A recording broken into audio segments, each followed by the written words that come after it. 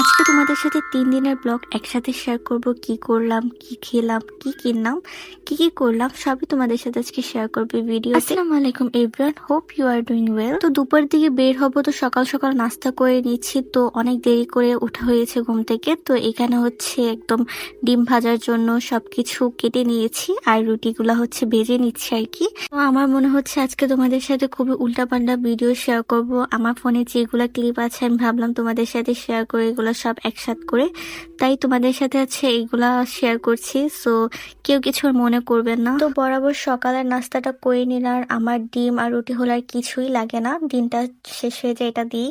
A few moments later. তো ready হয়ে একদম অনেকক্ষণ পর বের হয়ে পড়লাম। বের হয়ে হচ্ছে সিএনজি দিয়ে যাচ্ছি আগারগাঁওতে মেলা হচ্ছে। তো মেলার কথা আমি একদমই জানতাম না। মামি বলছে চলো ঘুরে আসি একটু মেলা থেকে। এক জায়গায় বের হবো আর জ্যাম পাবো না এমনটা কি হয়? বাংলাদেশ বলে কথা অবশ্যই। তো এতটা ডিসগাস্টেড লাগছিল, এতটা জ্যাম পড়ছিল, এত দেরি হয়ে যাচ্ছিল আমাদের।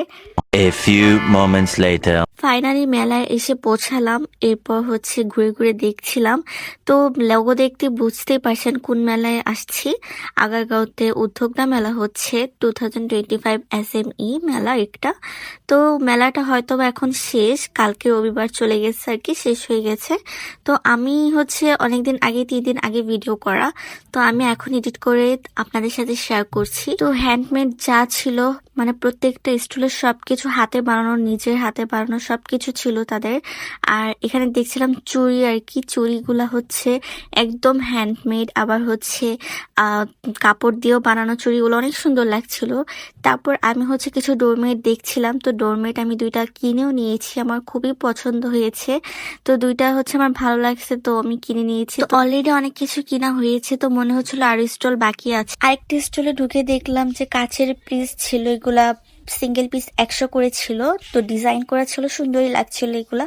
তারপর ড্রেস দেখছিলাম যে এখানে অনেক ড্রেসও আসছে দেখলাম। তো ড্রেসগুলো ভালো লাগছিল। সুন্দর নকশা করা ডোরমেটটা কিনে ফেলছিলাম।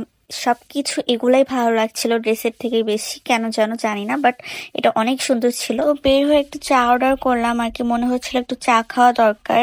মানে অনেকক্ষণ হাঁটার পর লাগছিল, একটু টায়ার্ড ফিল করছিলাম আর কি। তো র্যান্ডম আমি একটু ক্লিপ নিচ্ছিলাম চায়ের আর কি। So ignore. সন্ধ্যা হয়ে যাচ্ছে, অলরেডি অনেক লেট হয়ে গেছে। তো বাসার উদ্দেশ্যে রওনা দিলাম আর কি।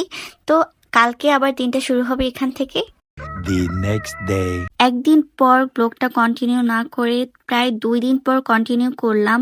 সকাল সকাল উঠে ঘুম থেকে উঠে, তো আমার একটা ছোট ভাই আছে, তো ওর টিকা দিতে হবে। তো ওর সাথে চলে যাচ্ছিলাম হচ্ছে এক জায়গায়। তো দেখতে থাকেন সে কে। তো তার সাথে হচ্ছে এই ছোট্ট বুড়ার টিকা ছিল। তো মাশাল্লাহ মাশাল্লাহ মাশাল্লাহ বলতে ভুলবেন না অবশ্যই।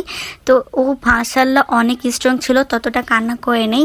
তো ভিডিওটা অনেক বেশি লং হয়ে যাচ্ছে, তো আমি চিন্তা করছি যে আর বেশি একটা লং করবো না। ফোন ছিল, তো আম্মু কোন দিক দিয়ে এগুলো ভিডিও করে এনেছে। তো আম্মু বলছিল যে অনেক সুন্দর সুন্দর ভেজিটেবলস এসেছে, তুমি এগুলো তোমার ব্লগে দিতে পারো। তো আমি চিন্তা করলাম ঠিক আছে, তো এখানে আমি দিয়ে দিই।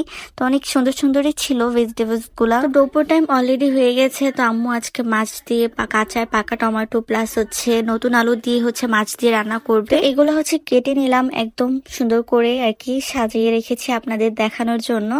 তো টমেটো দিয়ে কিন্তু মাছ রান্না খেতে কিন্তু অনেক মজা লাগে। বরাবর হলুদ মরিচ দিয়ে মাছটা মাখিয়ে তো মাছগুলা হচ্ছে বেজে নিচ্ছি। আর 2টা ডিফারেন্ট মাছ আম্মু ইউজ করেছে এখানে। তেল দিয়ে পেঁয়াজ দিয়ে পেঁয়াজটা একটু হালকা বেজে নিয়ে ব্রাউন কালার হয়ে আসলে তখন হচ্ছে আলুগুলা দিয়ে দিব। বরাবর আলুগুলা দিয়ে আলুটা একটু নাড়াচাড়া করে তারপর লবণ হলুদ মরিচ তারপর ধনিয়া গুঁড়া দিয়ে ভালো করে যাবতীয় মশলাগুলা দিয়ে নেড়ে নিব।